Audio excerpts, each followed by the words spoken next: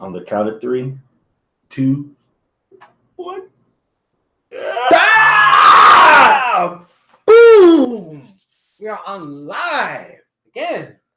Where are we at? We're not the live show. From HWR HQ. It's the 337th edition of Houston Wrestling Radio.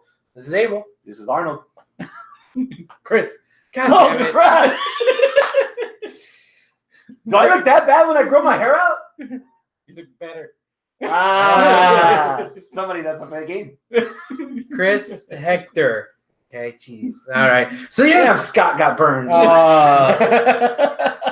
So HWR and friends today. Yay. Associates. Hector, welcome. Thank you so much for joining Welcome us. back. Welcome back again. Yeah, this ain't his first radio. Yeah, back in the saddle. I'm gonna ride it till you ride no more. No. So today we are well, first off, if you're joining us live, thank you so much. We very much appreciate it. You could ask us questions if you log into the YouTube account and fact check us, talk shit, whatever. Robert, I see you in there. What's up, Robert? Thank you for joining us. So yeah, if you're not watching this live, that's okay. You can still interact with us on Facebook, facebook.com/Houston Wrestling Radio, or on Twitter at HWrestling Radio, or just leave a comment down below. Yeah. So today, All about the G1. all about the G1. Yeah. Hector, your field of expertise here in New Japan Exactly. stuff. All right. You ready? Yes. Because we're going to talk about Raw. To start off, Raw. Okay. Yeah, Why I are we talking about Raw? wanted this episode to be all about the Japanese, but Vince McMahon had another bright idea. Apparently, he signed Paul Heyman and Eric Bischoff back on the executive producing front. Yes. Heyman on Raw, Bischoff on SmackDown. You read this on the Facebook, on the Twitter, on the YouPorn. What's your first impression? My first impression before watching the episodes was like, I didn't know if Triple H already has enough clout where you could say that he's controlling stuff, but he's not, because Vince is still controlling stuff. So if Vince wouldn't hand the reins off to Triple H, what makes you think that he's going to hand the reins off to Heyman or Bischoff just because he hired them? My initial thought was they're going to be just as muted as anybody else, and Vince is going to do what the fuck Vince wants to do, and it's not going to make that big of a difference. That was my initial thought. But has he? Has he been muted? Because Well, that's going to be my second thought. What's your first thought? Thursday. Thursday? Yeah. When the hell did Vince go back to the 90s and grab Bischoff and Heyman? He decided to rely on old people. Sorry. Make new, better product. So I just wanted to see what was going to happen on Raw. You don't think he hired the right people? Oh, he hired the right people. Yes, he did. He hired the right people for it. Okay. But it also depends on if he's going to let full reins on them or just give me your ideas and then you could go with this or no. Yeah. Rumor has it that Bischoff is picked for SmackDown so that he can be the liaison for Fox. Calm them down when they start crying. Make sure everything's going to be okay. It's the TV crew. Yeah, he's got the production companies. He knows how to handle people like that. Heyman. Oh, by the way, I think Bischoff starts after Extreme Rules because the last podcast that he did over the weekend, he's basically moving to Stamford. So he hasn't been keeping an eye on the product weekly. So we're not going to get a Bischoff taste until a couple of weeks. But Heyman got right on it on Monday. Yeah. From Thursday to Monday, once the show was over, what was your second impression? Damn. Yeah? I was like, they actually, is this really Heyman? They're letting Heyman do his Heyman shit? Damn, okay, I guess I might be a little bit wrong. But then again, my third thought was, yeah, but this was just the first go. I bet Vince is going to be there in the back and then say, well, that episode was terrible. I let you do it one time, and look how bad you fucked it up. Now we have Maria Kanellis being pregnant? That's bullshit. He's already shaking his head. Yeah. Are you going to put him in his place? Yeah. Tell them. Second thought after Monday. At the very end, after the show ended, Vince can say whatever he wants, but as soon as he sees the ratings, he's gonna be like, "Oh, wait, we haven't gotten that since so many weeks ago." Were the ratings up for this past week? Were they? Well, for all the talk that's been on social media, then there were a lot of people watching it. And that probably might just be the first week, just because internet fans in the woods lost. I think I heard Heyman. Yeah. So they're gonna look. Now, if that carries over the next couple of weeks, or even goes higher the next couple of weeks, Yeah. then there might be more flame to the smoke. You know. Yeah. Hopefully.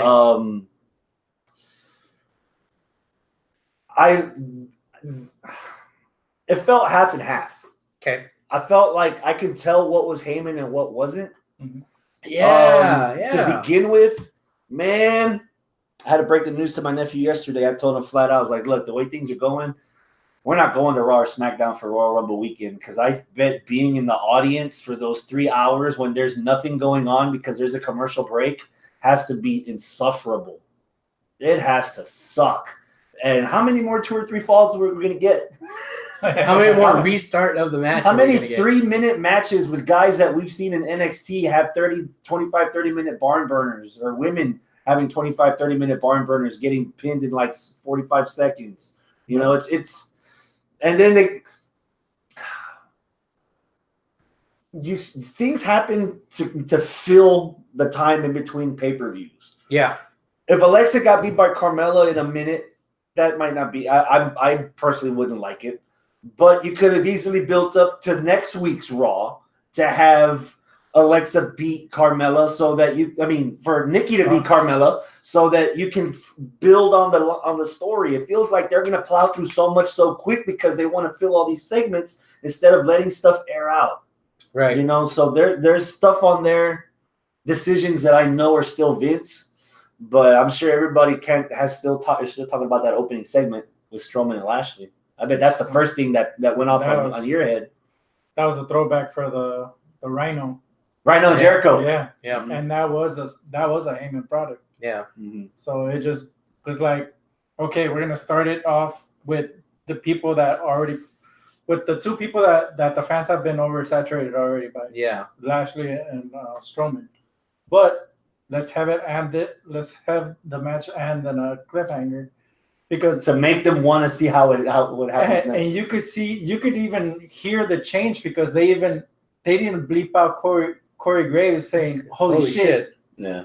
And they kept dropping those hints on commentary of letting it out. Yeah. Like bullshit or holy shit, or just plain shit. Mm-hmm. Yeah. Which is PG era, there's like a no kind of thing. Right.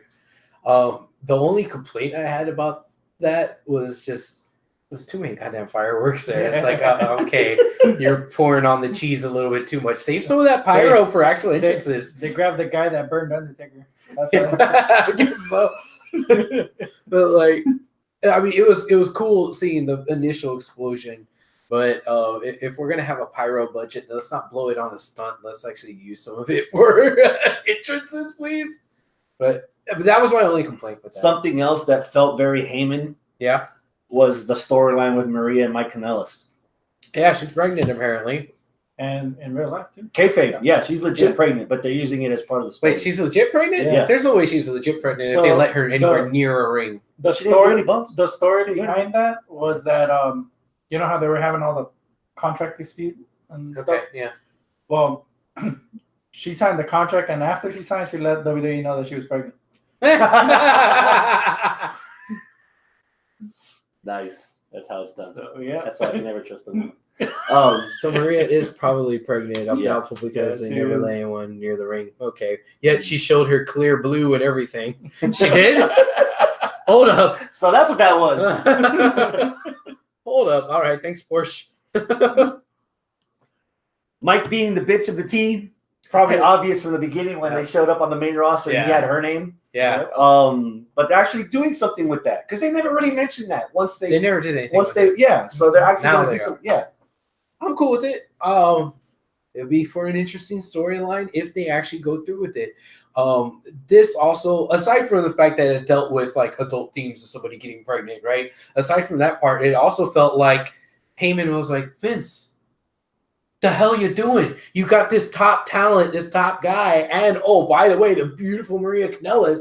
Why the fuck are you not using them? You know what? Talk. I'm going to put them in the storyline tonight. I'll get them over, Vince. And then, boom. Got talking. Yeah. And they ruined every women's match for me from here on out forever. Why is I'm that? just waiting for somebody to scream, I'm pregnant! Oh, sorry. Psych!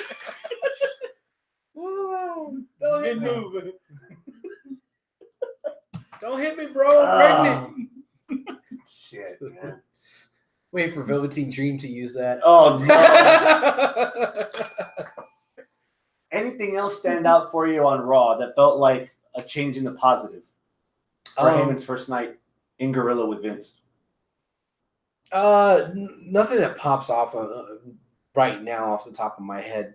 I'm sure we'll find other little subtleties here and there, but I kind of want to move on to SmackDown for the one thing that like seemed like a Heyman thing, but it's not a Heyman thing. And I was like, well, maybe it's a Bischoff thing, but Bischoff supposedly isn't on there yet. One last thing before we leave the Raw show. One more thing. What? Thumbs up or thumbs down on the AJ heel turn? Ay, para arriba! Yes. Yeah. It was time. The return of the club. Yeah. If anything, in the Heyman era, I think here we go talking about Heyman era like this is a thing already. But if it becomes a thing, if anybody can handle it right, it'd be Heyman. Really, Paul Heyman having the remnants of what was the beginning of the Bullet Club. Mm-hmm. Holy fuck, yeah, he could handle that. Mm-hmm. So what was it on SmackDown that I missed? Because I was watching this new Spider-Man movie. I saw that picture floating around on the internet on Tuesday, not on Wednesday, because Facebook broke. Kofi just flipped the dude off, which is like, okay, cool. Samoa Joe, right? Flip Samoa Joe off. And Joe was like he'd never been flipped off before.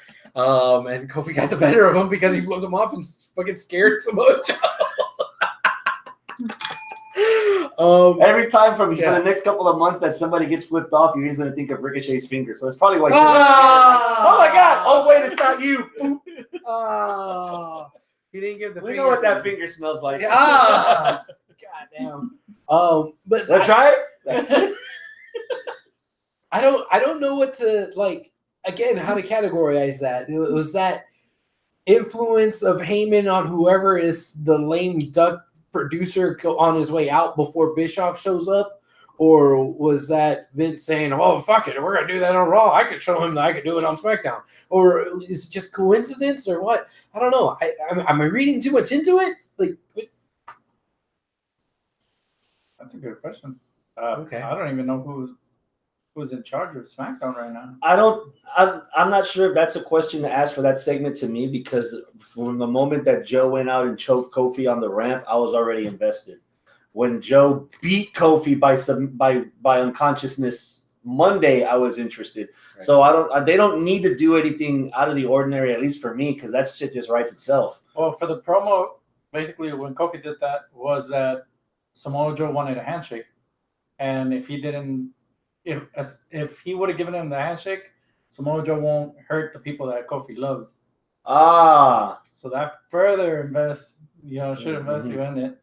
So you're getting another angle of Samoa Joe and Styles. Yeah. With a little hint of it.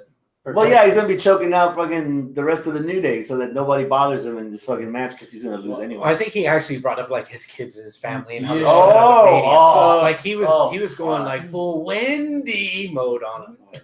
Yeah. But again, we've seen that from Joe before, so it's not that far fetched. And I'm not saying that I wasn't invested before the flipping of the bird. I was invested with it because Joe and his Kofi, and they've been doing pretty good. The storyline's been good, but it's just if we're trying to pick out differences from this week's WWE programming from the weeks before and looking at it through the lens of the new hires, it's kind of this particular one sticks in my craw because I don't know who to actually attribute this to, because allegedly this isn't Bischoff.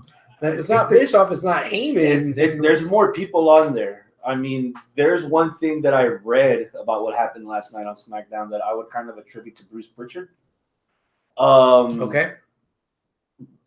People online saying that they at least did a good job of making you want to watch Stomping Ground because you just needed to know who the fucking referee was for Corbin.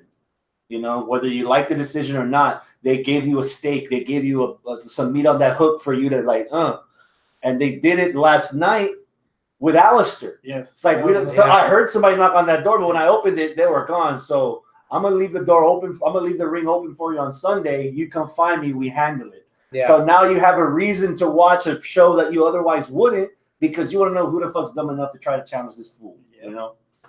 And that's something either Bruce Pritchard or Eric Bischoff, because Eric Bischoff on this podcast regularly would say about his misgivings of WCW, where there was a lot of stuff that didn't have stakes. There has to be a purpose. There has to be a reason. There has to be something for them to compete for or over.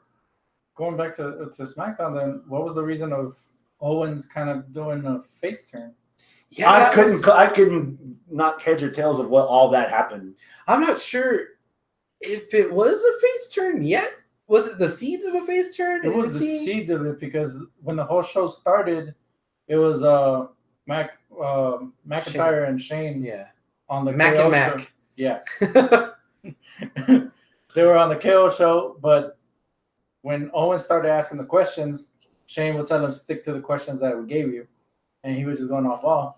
Yeah. Then you have Ziggler coming in, and Shane just puts them both in the tag team match for the main event. But when they lose due to Ziggler, Kevin Owens picks him up and just stuns him. Yeah. And he just starts saying, this is my show. And then it cuts off there. So we don't know what the hell's going on with KO. Yeah. That might just be KO being KO. I mean, that's trying to be a tweener. That's his show. He does what he wants to do. Nobody tells him what to do on his own talk show, and then he loses on the main event of what he thinks is his brand, his show. The way he was calling out Shane on his hypocrisy, though, seemed very facey. Yeah. That's where I thought, oh shit, maybe this is a face turn for KO. But maybe it could be, again, him just being a tweener because he doesn't put up with any shit on his own show. Then probably might be going back to the original idea. Before no heels and faces? No, when he was coming back as a face. Mm-hmm. Okay. Because that was he's basically showing the same character he did with those promos. Because tell me, SmackDown, Kofi is your champ. Who's your number 2 babyface? Other than the New Day? The rest of the New Day? Yeah. Other than the New Day, is it off the top of your head? Damn, I don't even know. The fact that it's taking you that long. Balor. The guy that doesn't show up? Yeah. Mustafa? I like Roman. Was Roman on last night? No. Roman hasn't been on since Roman would be the second face on the show that he hasn't been on in 3 weeks. That he only shows up on Raw most of the time. Yeah. Even though Fox wants him because they want star power. Right. But you got to understand, Roman's not going to be showing up for a couple of weeks now since the whole promotion for Hobbs and Shaw. Hobbs and Shaw is coming up. Yeah. Oh, but he had leukemia though. So he deserves a break. Somebody get that man a Kit Kat bar. A Snickers. You're not you and you're Samoan. Fighter Fest. Whoa, okay, end of WWE. Damn, that only took 23 minutes. Yeah. All right. That was 20 minutes too long. Did you actually watch the I saw buy-in or the whole? I think I saw Earth Thing. The whole McGillicuddy was on my TV. Thing. Whether or not I watched it, that's a different story. What's your match of the night? Damn, I got all the show. God, you fucking Mark. Story-wise, tag team, they're putting the division over with those 3 tag teams. Of course, you have Private Party and Best Friends and SCU. Yeah. Oh yeah. Best Friends Cup. They show the who's seniority there. The one that I always had to go back to is the Cody Rhodes and Darby Allin. Woo! Do you agree? I want to have to give it incomplete on this one for me because like I said, I had all of it on the telly. You were in the kitchen. I wasn't in the kitchen, but I had people over that weren't wrestling fans or my work friends. You're going to a party. Yeah. You brought them here? Yeah. During Fighter Fest? Yes. Hey, it was better than going somewhere else where they wouldn't be having it on the TV at least. At least here I got to see what was going on. So I do know what happened, but it didn't watch it closely enough to say this was the best match, this is the second best, and da. Was All I know is that everything that was there was good. so who was actually watching that? Here, Yeah. I was the one that was like watching, going back and forth. So your coworker friends that were leaving, now nobody was interested in watching any of that? only one was like halfway, and they would ask me questions. So like, did he really get hit? Like, was that supposed to happen? Like, is he supposed to be bleeding? And I'm like, no, he's not. Well, you sure they didn't fake that too? And I'm like, I have a podcast. Yeah. Oh man. But My match of the night is Kobe versus Darby Allin. okay, good. Because I was going to say that I really did enjoy that match. So, yeah, if y'all want to say that's the best match of the night, sure, fuck it, why not? Again, I got an incomplete on my homework there. I'm gonna get a lot of shit for this. Woo! I always like it when that happens. If generations last like every 10 years or less, we might be at the beginning of this generation CM Punk. Okay. For anybody that was blessed to watch CM Punk when he first started in Ring of Honor Okay. to where he got now, Mhm. that match with Cody reminded me of that with Darby Allin. Darby Allin's a guy that stands out in a crowd.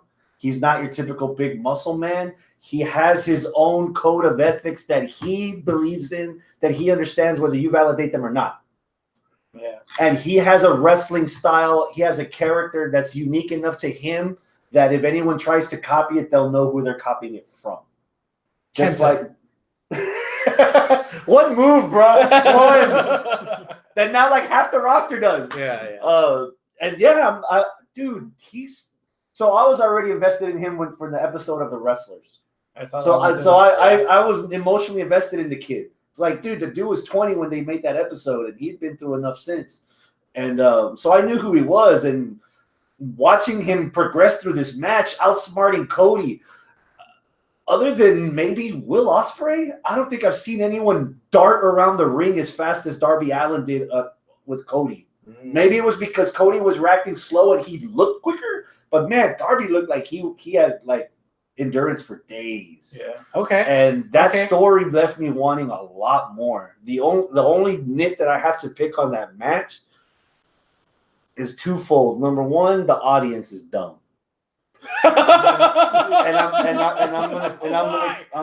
It's very simple.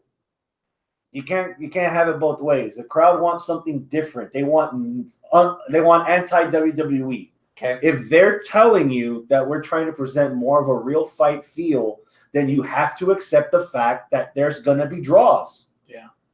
Mixed match, Okay. MMA matches, boxing matches, they're referee draws, they're split decisions. Football matches don't go into overtime. Soccer matches don't go into overtime or penalty kicks, even then, unless it's like tournament bracket or whatever. I meant NFL. That too, yeah. If you're the Eagles, so you have to accept the fact that that's gonna happen. And for the first like 45 seconds, everyone's shat all over it. The point of having a draw is not 5 more minutes. It's buy the pay-per-view next fucking month and keep it going, or tune into TNT next week and keep it fucking going. And that was something that used to happen in wrestling way back in the day. You always hear about all the Broadways with Flair and Steamboat and all that. They went 60 minutes to a time limit draw, brother. Like, oh, okay, and like that might be some of the influence. NWA. Omega Okada too. Okay. Did people bitch about that being a draw? Nope. We're happy it went close to an hour. Yeah. And number 2 is the chair shot. Not because of the damage it did. If that was in the plan, that's fine. I think it was because they haven't seen that type of chair shot in a long time. Yeah. The thing that they needed to head Cody. Yes. No, he saw it. He just felt like taking one. Yeah. The thing that upset me about that was it took all the focus away from Darby. The kid survived 20 minutes against the guy that, for all intents and purposes, is the top guy. He had no right to survive. Yeah. Yeah. And everybody, all the heels went to check up on Cody, and Darby's just there like a stack of flapjacks. Nobody gave a fuck about that guy. Nothing. Like, I would have even appreciated if like Darby like crawled into the ring and he was also helping out Cody, so Cody can like, oh, I need to keep my eye on this guy. I beat his ass, and he's still checking up on me. Yeah. That means I didn't fuck him up enough. Something Yeah. to keep the shine off of Darby. No, you just took that light and went on somebody that wasn't even in the fucking match. You know, I like Sean Spears. I like the Perfect 10. You know, but damn, I think that was misplaced. Really misplaced. And if you're putting over MJF as like the dick of this millennium, it felt weird watching him be the first one to try to help out another guy. You know, because Cody sometimes that's true. Cody's That's flirting that line like I'm the businessman, so I have to like play it down the middle. But when I'm in the ring, I still need to get my way. Like he plays both sides. You don't know what. But the thing with MJF is like AEW is using what's called being the elite to further their stories. Yeah. Or being the elite. Well, story wise, MJF is somewhat the protege of Cody Rhodes. Mm-hmm. So even if he's a heel or a dick, he's always still gonna look up to him. He's gonna look up to him and take care of him. Mm-hmm. So that was the whole purpose of him going in there, Gotcha. even if he's a dick or not. But yeah, I did not like that the spotlight was taken away from Darby, even though, AEW's first. This is their first draw, and the thing that sucks is that it's not gonna further the story anymore. It stopped right there because of Sean. And now it's gonna now they're putting the spotlight on them because of their history back in WWE and the FCW or whatever it was. The only way they can keep this going is if they announce like next week for Fight for the Fallen, we get Sean Spears against Darby. It's like, hey, you came here and fucked it up for me, so now I'm gonna fuck you up and stick you in this damn bag. Yeah, he was supposed to go into my body bag, not on your stretcher. Okay, yeah, there you go. You could waffle him over the head, but damn it, put him in my sack. That's what caught my attention from Darby when he came out with that body bag. Oh yeah, just because seeing the documentary of how they brought him in that documentary, I was like, oh, that would be nice. Just seeing him being brought into the ring with that body bag and just come out. I also knew through the episode where Ethan Page closed the bag and stuffed all the thumbtacks and he powerbombed them with all that shit in there. It's like, oh, somebody's gonna get fucked up in that bag. And I was like, all right, I'm watching to the end to see who the fuck gets fucked up in that bag. Yeah. So yeah, dude, I wish he got more, but this is one of those examples where he got over. Like whether he lost or he won, that fucker got over because they were chanting for him. And you're in the ring with Cody and you're getting your own chance, you're over. Before you showed up, me and Hector were chit-chatting, and I said to you that even though I didn't get to like really pay attention to everything on the screen, I was sold on Darby and also on Janela with this. Ooh, because you weren't a fan of Janela last week. No, not really. I was like, whatever. And I think I even said it. I want to be sold on the guy, and I think this particular match made me sold on him. Moving on to his match with the Moxley. Yeah, I keep wanting to say Ambrose. Moving on to his match with Moxley. I know I sat here and I bemoaned, I don't really want to see that hardcore style out of Moxley and I don't want to say that this was artfully done, but it wasn't like grotesquely done. They held a lot back. They held a lot back, which I appreciate. I don't want to see the fucking saws going through the cheek. I don't want to see blood just for the sake of blood, And I think that this was a hardcore match, but they held enough back to where I'm like, I could stomach this, and this is actually pretty good. It's kind of which means next time they'll use light tubes. Next time they'll use half-cut cans. Yeah, fucking cattle prod up the tuchus. It's just like Khan said when they interviewed him after the show about the chair shot.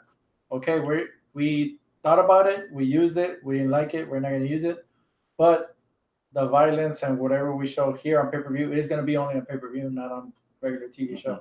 Okay. So you might get that pay-per-view wise, but regular show, you won't get it. You water it down because if you start doing it every week, then it takes away the meaning of having a match like that, like having 2 out of 3 falls every Monday or Tuesday.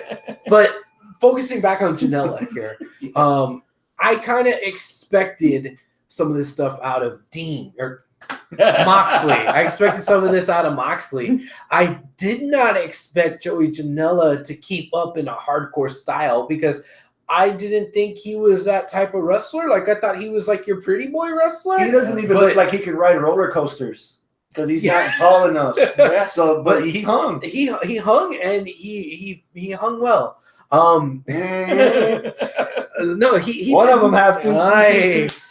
he did really good in the match. Like the fact that it was a hardcore match actually made me see a different aspect of Joey Janela, if that makes sense. Like, we were all expecting to see, okay, what's the difference between Dean Ambrose and Jon Moxley? This is it. Okay, cool. This is what we suspected. This is what the people that were fans of Jon Moxley before he became Dean Ambrose already knew.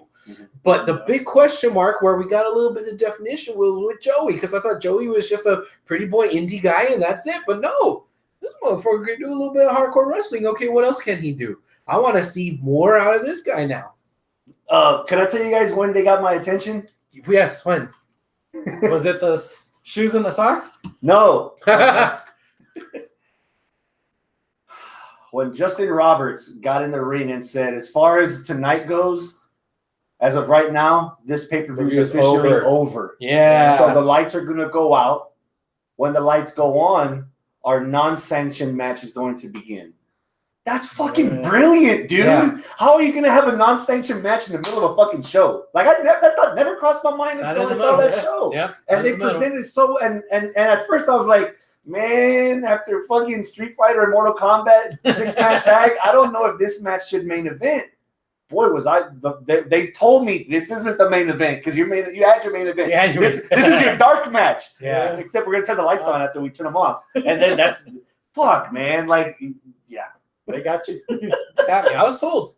What about you? Socks. Yes. I know you want to say it. Go for it, man. It never occurred to me either. It was one of those moments of, okay, you've seen so much hardcore matches. I never thought, okay, what is one of the things that hurt the most? 2 bags of thumbtacks, like, all right, you're not Foley. What are you going to do? Oh, shit. What is he doing? Taking out, why is he taking out his socks? What is that going to, oh. It just reminded me, barefoot Legos. Yes.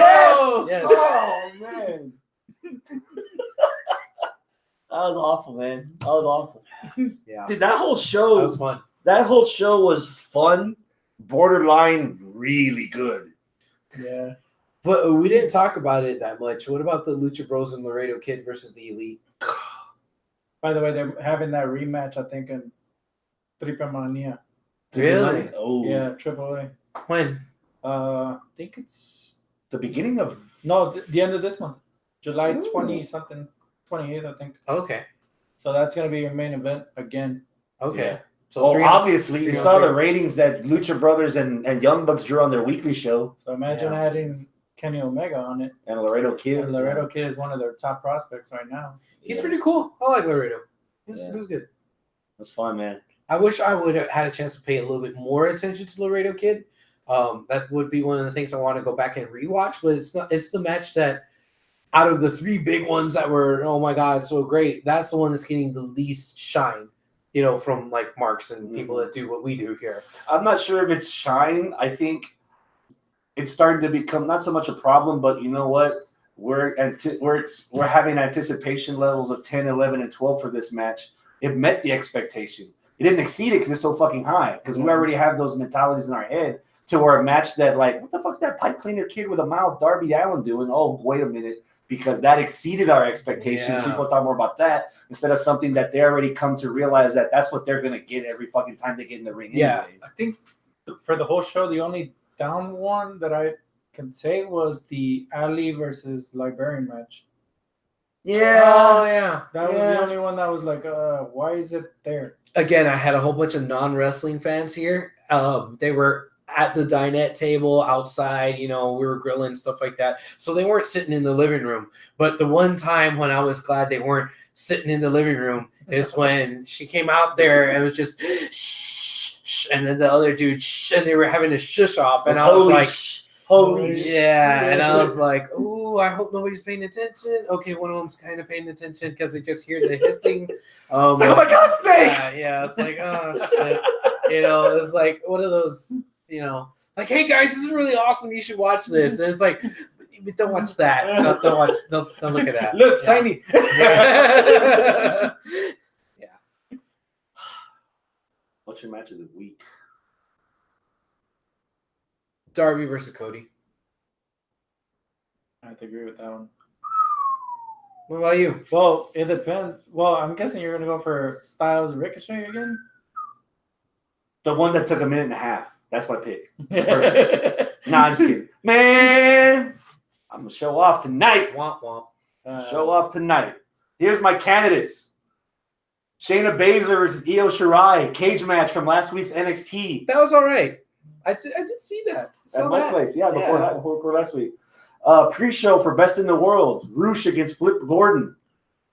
Oh. They told a good story because I Roosh forgot is about that undefeated one. and he normally wipes people off the floor in like 3 or 4 minutes. You saw what he did to fucking Yeah. Dalton Castle. And that match was a good 10, 15 minute storytelling of I need to do something. Oh, it was good. It was really good. It surprised me. The Rascals against Laredo Kid and the Lucha Bros last week from Impact. That was actually good too. I actually saw that. Really? Yeah, I actually saw that. Fuck. You surprised me with that one. But Porsche sometimes turns on Impact and subjects the rest of the house. to A match I just it. a match I saw before I got here. Southern Showdown, New Japan, Ospreay against Robbie Eagles. I like that one. That You were was talking about good. that. I was talking about that one. That was really good. And of course, Darby and Cody. That's my huge ass list. I don't know what to pick from. I agree with you on two of those, including that's three.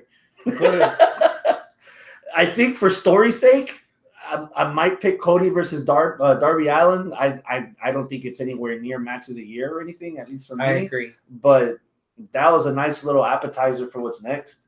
Yeah.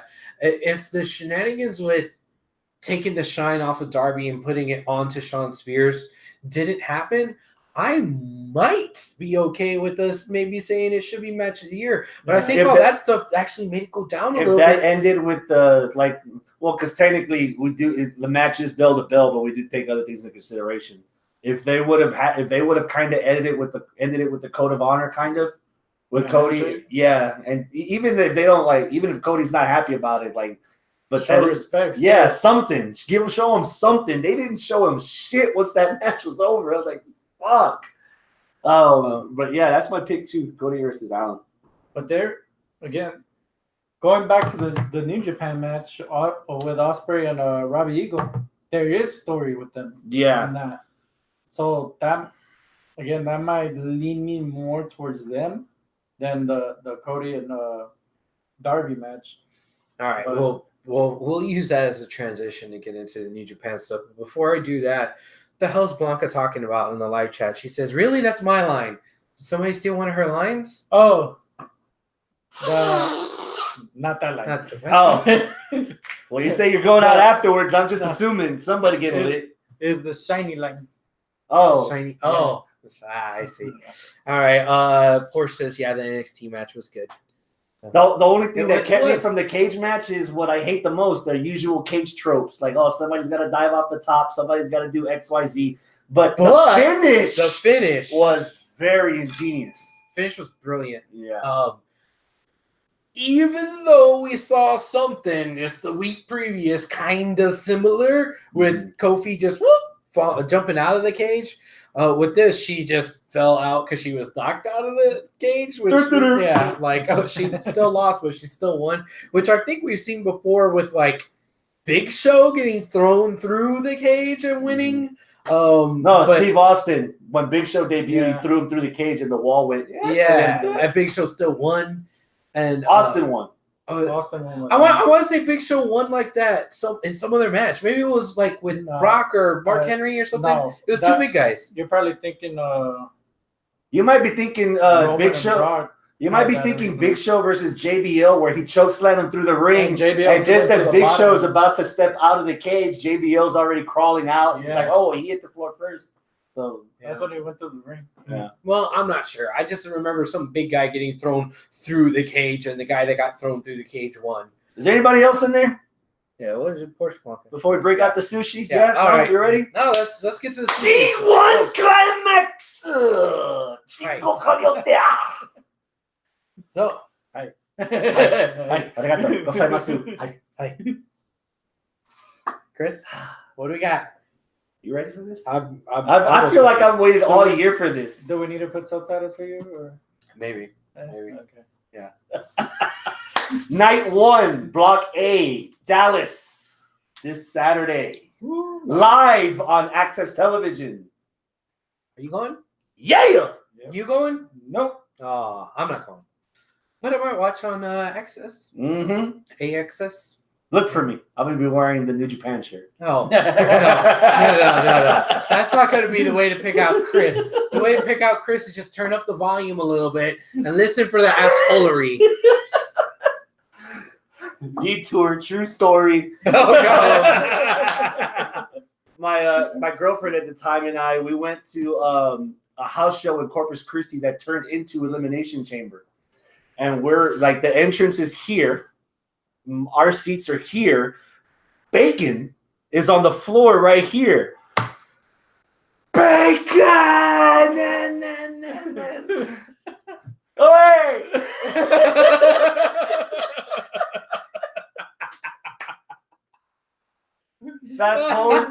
Fast forward to last Friday. I'm at the Astros game, and I think it's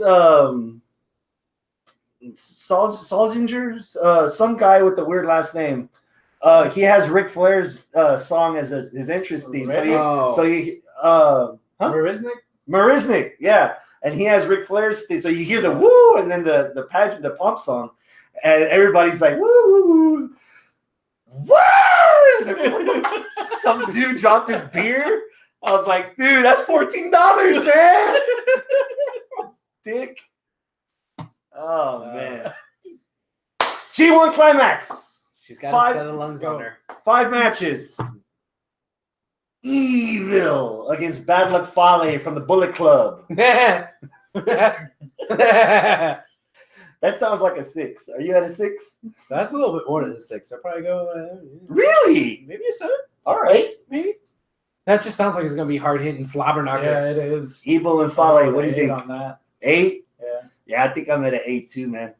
Fale's just fun to watch. He looks like he doesn't need to be there. He's just there because it's fun. Like, I'm not here for the money. I just want to beat the shit out of So someone. it's like, what? You want to hit me? Yeah.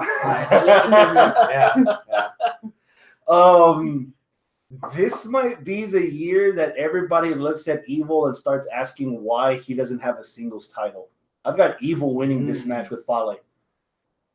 Okay. Yeah, I got Evil winning. I really don't see anything furthering with Bad Luck Fale as of now. Yeah. Because right now he's there to accrue losses yeah. in the tournament. But he's gonna have fun. And if he's having fun, I'm gonna enjoy watching him beat the shit out of people. Yep. Makes sense. I'll go with you guys. Awesome. Yeah. Lance Archer against Will Ospreay. I don't care too much for Lance Archer. So I'm gonna go with 4. I'm gonna do your math. I'm at a 5. I'm at a 10 for Ospreay, 0 for Archer. Okay. But I think it'll be a fun test because lately, man, Ospreay's been bulking up. I don't know how long he's holding his breath on the scale to get under 205 or whatever the cruiserweight limit is, or light heavyweight limit is. He's getting a little bit bitch. Yeah. And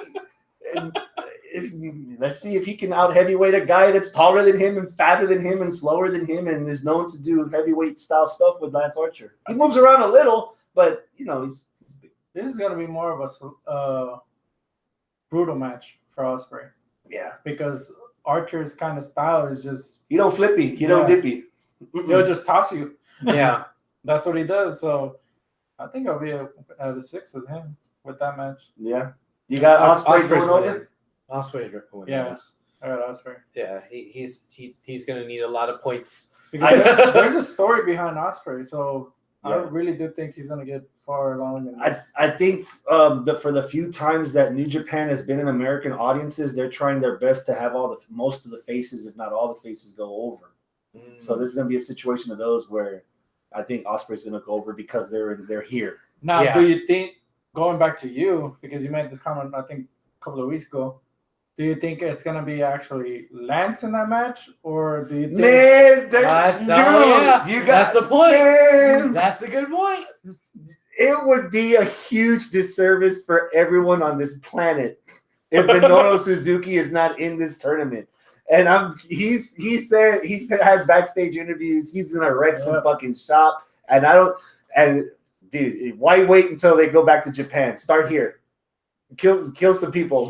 I'll show you a big white house with a big redhead you can aim for. All right. Go kill him. You know what my rebuttal to that was a couple of weeks ago. So Hector, I'm gonna ask you, does that seem very New Japan-y?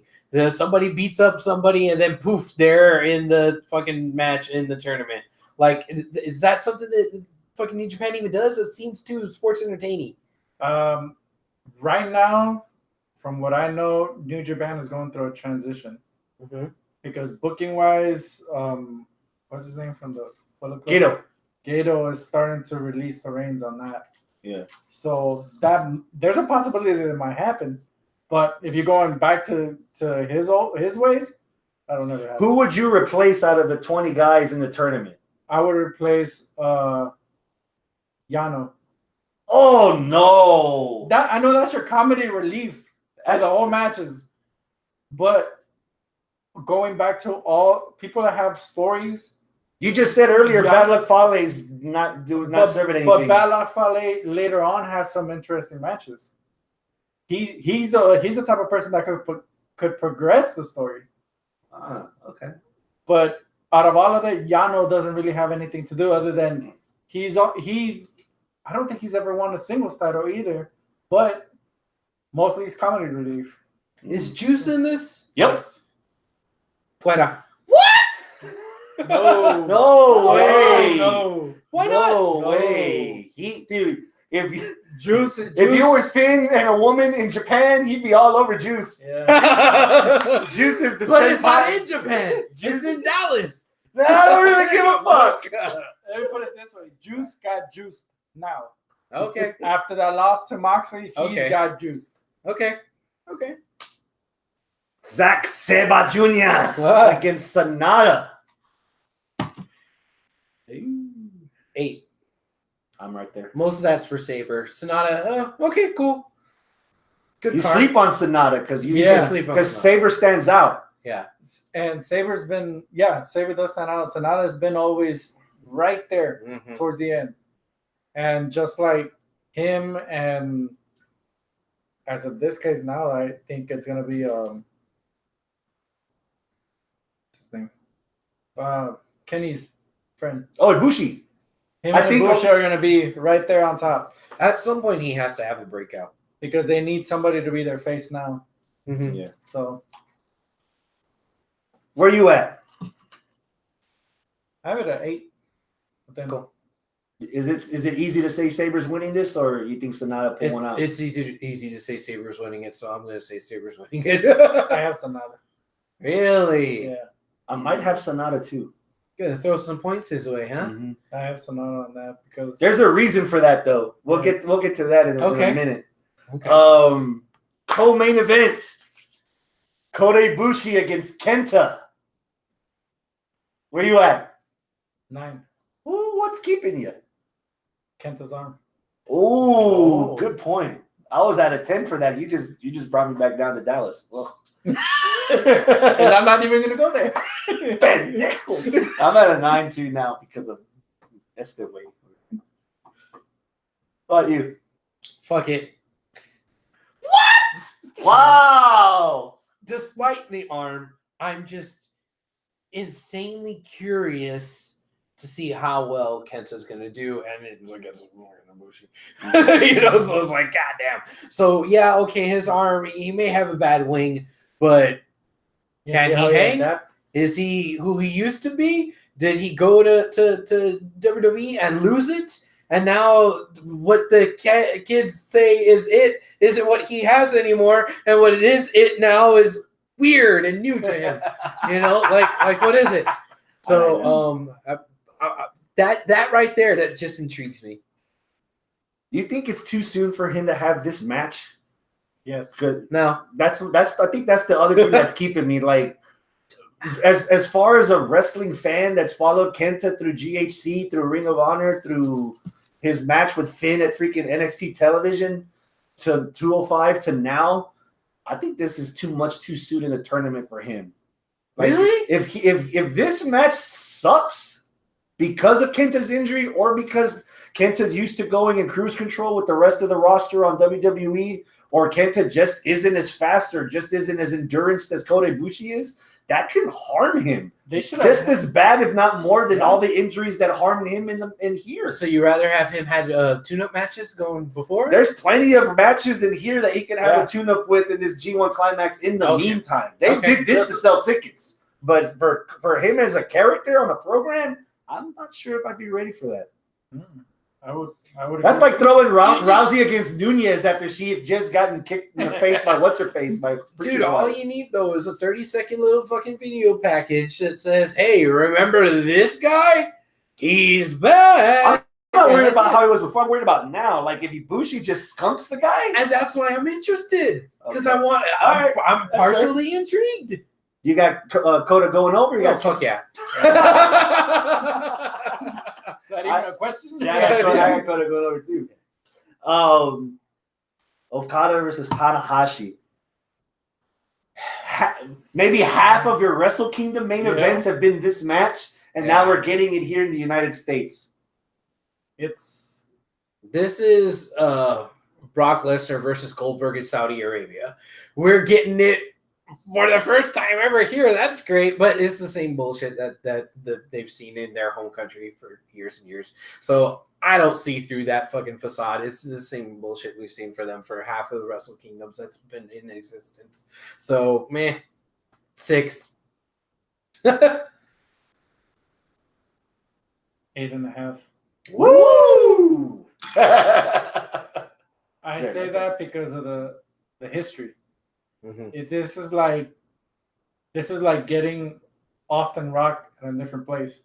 Let's say if they had a Mania at London, Yeah. that would be kind of memorable because you know their history. Okada and Tanahashi have had that since Okada was when he first came back from TNA and tried to make a statement on Tanahashi when he had the title. So the story of them, It's the legend. yes. You know, when baseball went to interpromotional during the week and the Yankees came here and all those games sold out within 30 seconds or 45 seconds, they're not going there for baseball. They're going to say that they went to see the fucking Yankees. Yeah. People are going to get to say, holy shit, I was there for Okada Tanahashi without having to fly 16 hours and learn another language. Yeah. You know, That's what makes that. I'm at an 8 for that, mostly just because of that. We've had the matches that we've seen since we started covering the New Japan side. Okada Tanahashi's been to okay, but not. Oh my God, Kenny Omega! Oh my God, Kota Ibushi! Oh my God! Like they have a good amount of It's stake, so solid. but there's no sizzle, at least Yeah. for us watching it on the telly. But that's something completely different when you're there or when you know it's nearby. Or It's when, a very historical steak, Yes. but it's still just steak yeah. with no sizzle. Who you got Put winning? some gorgonzola on that This motherfucker. normally is a match that would end a block, Right. and now we're Yeah. starting a tournament with this. Who do you think is winning, Tanahashi or Okada? Okada. I'll say Okada too. Yeah, I think Okada too. I think they're this is going to tell a story where Okada, dude, maybe Okada wins it. The whole That damn was good. thing? We can't get there because that's one of my things for the final. Oh, well, let's get there, man. Oh. Overall, for the whole shebang, the other thing to note for anybody that is still interested in going because there's still tickets there, this might be. I think it hasn't been announced yet, but this could be the last match Jushin Thunder Liger has in the United States. Oh. This year is his Okay. farewell year, and I think his last match is Wrestle Kingdom Yeah, he's doing a next year. farewell tour. Yeah, and the farewell tour is stopping in Dallas, so that might be his last match. That's actually That's the hook cool. that got Travis to get out of the house to come with. Oh, he's going with? Yeah, Holy shit, old man Travis leaving the house. yeah. Oh, yeah. So overall, whole shebang, night 1, G1. 8.5. All right. I agree. Yeah. Yeah. About 8.5. If I was watching it at home. But you know how I do. Yeah. So yeah. fairly nice size direction there. Yes. I keep looking at that tripod like, man, that looks weird being outside of my pants.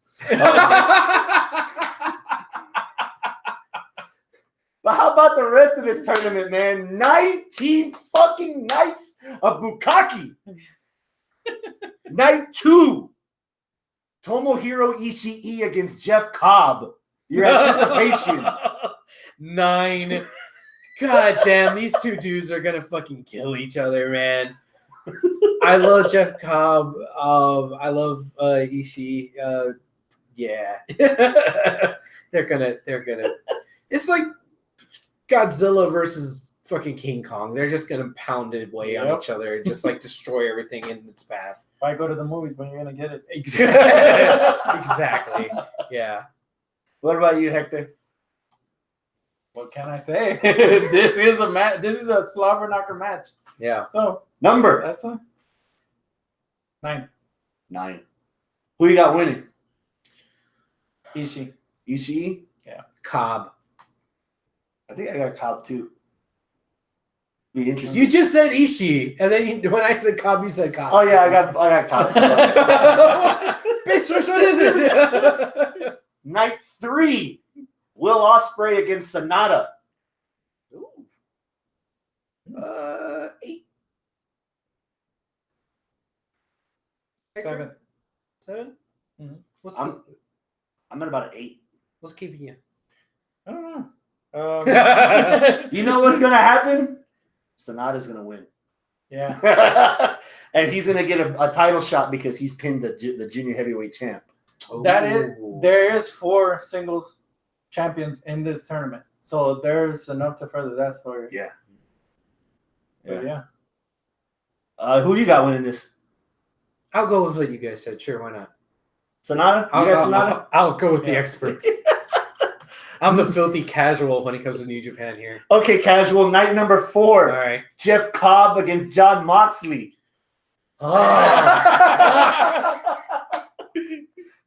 You know, okay, I want to go with like a 9 or a 10, but I'm actually going to go with an 8 on this simply because Moxley is the new hotness that's out there, so I think it's pretty obvious Moxley's going to win it. Ooh, where you at? I got it at 8, and I got Moxley winning. I'm at about an 8, and I got Cobb winning. Shut the Just front door. because Moxley's in this doesn't mean he's wiping the floor with all the Oh, second-tier New Japan people. I know Okay. he's not gonna do that. He's too fresh for this. But Yeah. he would be the only one to say that he's competed in a King of the Death match and a G1 Yeah. That's cool. after this. So he might raise his history stakes on there. Oddly enough, Go ahead. go. Are you gonna go for that same night? I know you would probably want to watch this because you hate this person. Oh, shit. Ishii versus White. Oh, that's why I didn't have it on the list because of him. Dude, if God White, damn it, if Jay White, White. if you want to put over White as a threat, you have Yeah, him. You have him get a W over Ishii, even if it's by crook. I'm assuming it's by crook. I would have White get a win over Ishii. Well, right now, leading up to the G1, he's got beef with Ishii and Goto. Mhm. So that's 2 of the strongest people right there. Yeah, Because, man, I can't wait for that match, too. yeah. Okay. So I'm at about an 8 for that, and I've got White winning it. 5. Of course, 10 for Ishii, 0 for White. Yes. Yes. I hope Ishii mops the floor There with you that go. motherfucker. Ishii wins twice. He wins. He beats him so bad he beats him twice. This night 5, this might be the match that I'm looking forward to the most. Bushi Ospreay? Sonata against Evil, tag team partners, Oh, forced to yeah. wrestle each other because of the tournament. That was fun when Axe and Smash had to do that in a tournament once. Or no, was it in a Rumble? It was Royal Rumble, It was in first Rumble. 2 action Yeah, smash. that was fun. So I could see how this could have that same type of effect. That could be fun. Can I fill 8. in some blanks for you before you Okay. give that number? Well, I just The threw it last out. couple of weeks, Sonata and Evil have been losing, and when Golden Nables get They together, all- everybody goes in, and Evil's like, Evil's out. like, you know what, deuces Yep. in Japan. And there's been dissension between the two for the last couple of weeks. Even I want to say, if you've been paying attention, even before when Evil lost to Jericho, you can start to see like his spiraling start to go downward. Since he came back from the injury, he's starting to. Yeah, he's a few fries short of a Happy Meal. You can tell. And I think this is going to be that both ways. Like either this is the glass ceiling that breaks Sonata to the next level, or this could be the next level of Evil's personas. Like all right, we've seen him carry around this freaking like death. When is he gonna use it? Yeah, when is he gonna fucking like cut some people, go bruiser on somebody? You know, I should have said that before. Like make both of these guys interesting come out of this match, and I think the story in this match is what was got me hooked the most, maybe out of this entire tournament. Yep. Everything else is gonna be flashy. This is gonna have like the most substance. You've convinced me. 8.5. All right. How about you? Where are you at? I'm 8.5 on that. For me, just because of the story. Yeah. Okay. We are winning this. I have to go with Evil. I am too. I have to go with Evil. I am too. They gave Sonata the ball. Was it two years ago? Mm-hmm. He did good, but I think Evil has enough popularity over there to just go ahead and take it. Out of nowhere. Like I had no idea he was that over. But When in doubt, go with the over guy, Evil. How about Ibushi versus Ospreay? 10, bitch, 10. Yeah. This opened Wrestle Kingdom this year, And it was this will badass. probably main event that night. Yeah, 10. 10. You? Same thing. Now the better question: who the fuck's winning?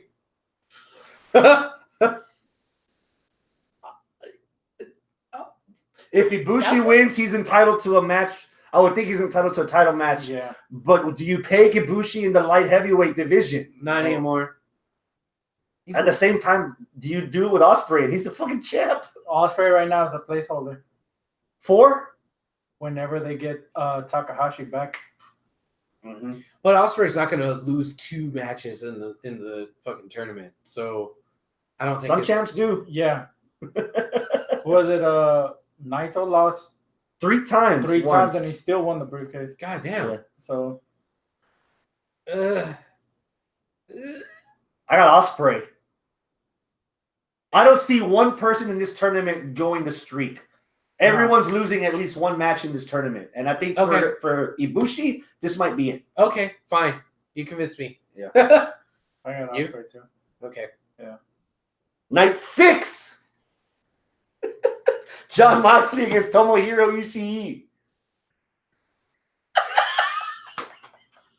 9. Are we at the time of the nap where like Randy's reaching over because she wants seconds and you just turning over because he wants some sleep? Because we're at night. We're not even. We're barely at night 6. We got 19 nights, bro. Oh, son of a bitch. Yeah, that's a 9. That's gonna be very, very interesting. Seeing how much punishment that Moxley's gonna take. And that's the best part. Yeah. We saw what he had in a hardcore match. This is just regular wrestling, and he's probably going to feel worse. Yeah. Out of Ishii. This is different than thumbtacks and steel chairs. When we're talking about Ishii, he's going to slap a bitch. That's going to be the closest to a hardcore match in this tournament. Yeah. Without weapons. Yes. Yeah. That's the closest thing you can get to a hardcore match. Like he's. Oh, he can get closer. Yeah. Moxley versus Suzuki. If Suzuki winds up being in there, yeah. Damn, why didn't put him in the tournament? Wait, your anticipation. 9 for this match. Who's winning?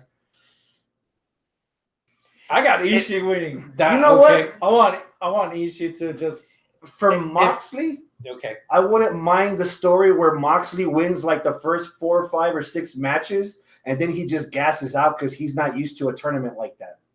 Yeah. And build up that way. That way, next year, if he goes back, he's more prepared. He's ready. And he like bounces fools out. I got Ishii winning. Okay. That would entitle Ishii for a U.S. title.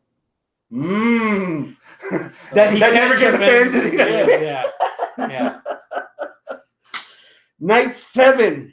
sounds about right for a Moxley / Ambrose US title reign. Night He can't defend it. Night 7, a match that I should have saw when it happened. I think it happened earlier this year. Okada versus Ospreay. That was That was last pretty good, right? Was it this past year or was It it was- last year? There's an event where the light heavyweight and the heavyweight fight each other. It was last year, and it wasn't Dominion. It was King of Wrestling. Yeah. Yeah, I heard that was a That- bananas match. that Dude. was- And they're in the same group, right? yeah, Chaos. Huh. Yeah. That could make for some interesting stirrings of the pots. And in that match, Osprey was really close to taking him out. So right now, Osprey is going with I'm the junior heavyweight, and I want your belt. Give me a number. So, I got it at 9.5. 9.5. 8. I'm at a 9, dude. Okay. I'm at a 9.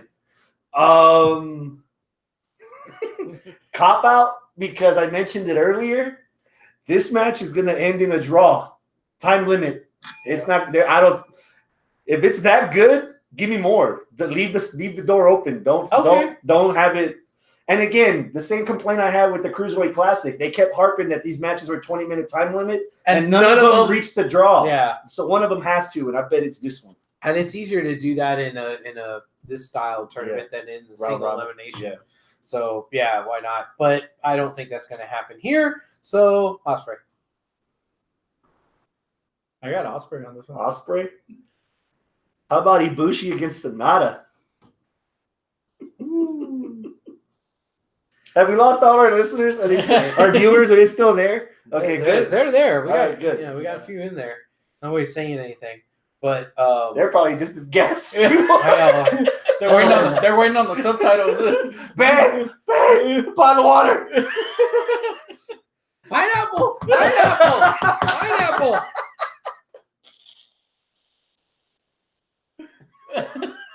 A half a Viking, a half a Viagra, please. Who was it again? Sonata against Ibushi. Anything with Ibushi, I'm going to be like really up there for. But Sonata, I think we talked about this when we were talking about him versus Evil. What makes that interesting is, they're tag team partners there. But here it's, okay, another guy in the tournament. There's not a connection really there. So I'm going to go with maybe a 7. I could be wrong, but like this particular matchup, Ibushi's winning. Give him some points. Yeah, move on. I'm at about an 8 with room to be very impressed. If there's a guy that needs if there's an opportunity for a definitive win, like a win where that guy's a big deal, I've got Sonata beating Ibushi. I'm right there with you on that one. Really? Yeah. Okay. This is gonna be the statement match for Sonata. After Sonata loses to Evil, he's going to be pissed off and then beat Ibushi. Yeah, It would have shocked me if this tournament Sonata beats all the champions in the tournament, but loses to Evil, so Evil can hang that over him. because That would be Evil. if you There you go. You played along. this is gonna I already see it. I have Sonata winning this, and this will be something he could hang over Naito. Ooh. Oh. Naito hasn't beaten Ibushi since Ibushi's come back. Oh. That's right. He lost to Ibushi at the G1 Supercard in MSG. Yeah. Yeah. Dude, is it? Okay. If you want to go that far, side detour real quick. Is it time to blow up Ingobernables de Japón? Yes, but with the missing member is going to be the one to do it. The ticking time bomb. Takahashi? Yeah. Because Okay. he was before he got injured, he was starting to get little bumping heads with Naito. Mm-hmm. So imagine him. That was doing during that. the time where Takahashi had the belt and Naito didn't. Yeah. He was the champ in the group. I remember. Yeah, okay.